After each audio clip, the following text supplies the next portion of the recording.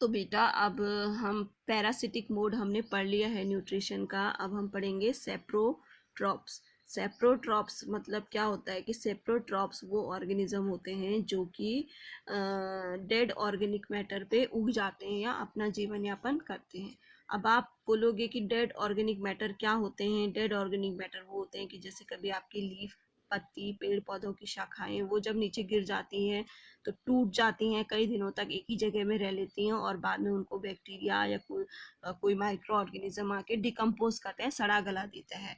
तो और कोई एनिमल भी जैसे मर गया तो वो भी कई टाइम तक एक ही जगह में रहेगा तो वो सड़ जाता है यानी डिकम्पोज हो जाता है, मिट्टी के साथ मिल जाता है।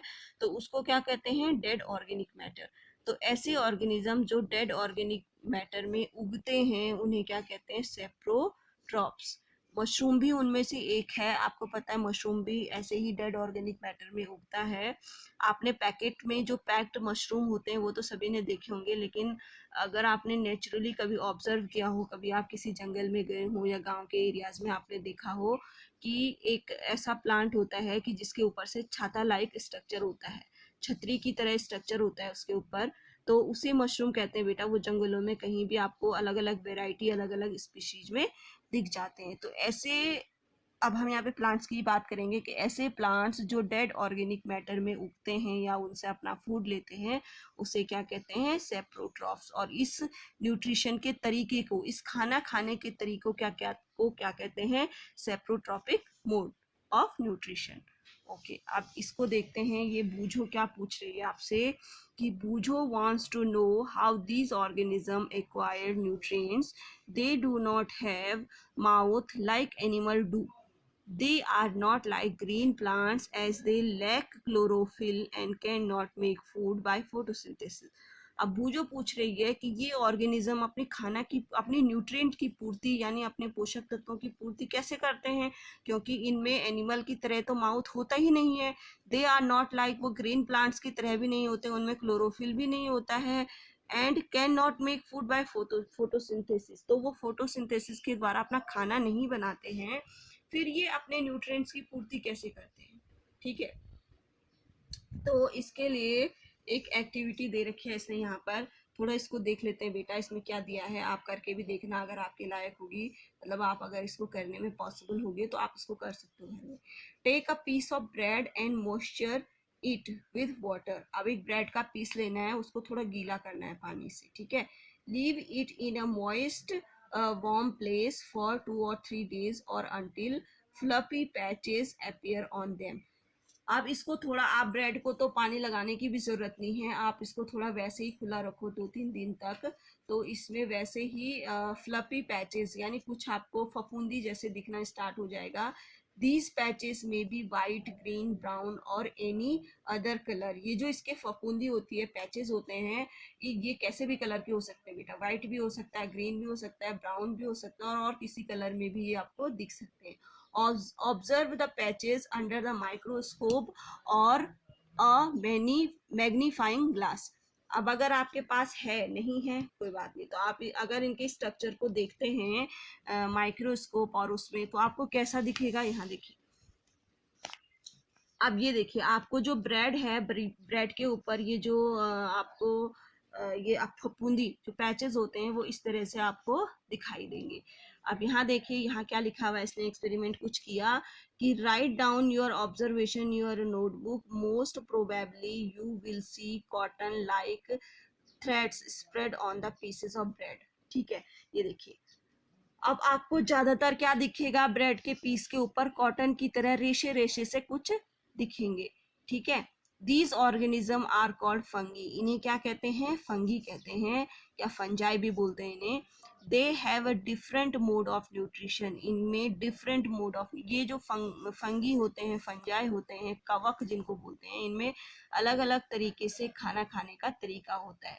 They secrete digestive juice on the dead and decaying matter and convert it into a solution. Clear? अब जब यहाँ पे बूझो ने आपको क्वेश्चन पूछा था, बूझो ने आपको क्वेश्चन पूछा था कि ये जो कवक होते हैं इन्हें फंजाई, इसको फंजाई ग्रुप में रखते हैं बेटा, ठीक है।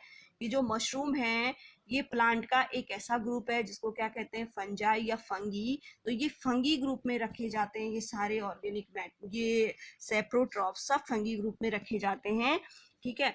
तो ये क्या करते हैं, अब बूझो ने जो क्वेश्चन पूछा था कि अपना खाना कैसे बनाते हैं, इनके पास माउथ भी नहीं है, क्लोरोफिल भी नहीं है, तो फिर ये अपना खाना कैसे बनाते हैं, इसका आंसर हमको कहाँ मिल गया, यहाँ मिल गया। ये क्या करते हैं, ये एक डाइजेस्टिव जूस को सीक्रेट करते हैं, यानी एक डाइजेस्टिव भोजन को पचाने वाला रस सीक्रेट करते हैं। किसमें करते हैं, जो सड़ा गला मटेरियल होता है जिसमें ये उगते हैं।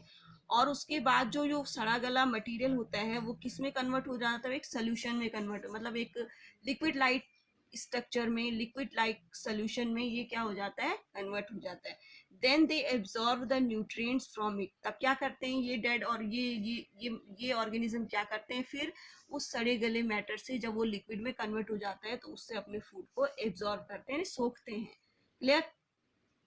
This mode of nutrition in which organism take in nutrient in solution form from dead and decaying matter is called saprotrophic nutrition। जो मैंने आपको यहाँ ऊपर भी बता दिया था जब मैंने कवक के बारे में आपको बताया था, मशरूम के बारे में बताया था।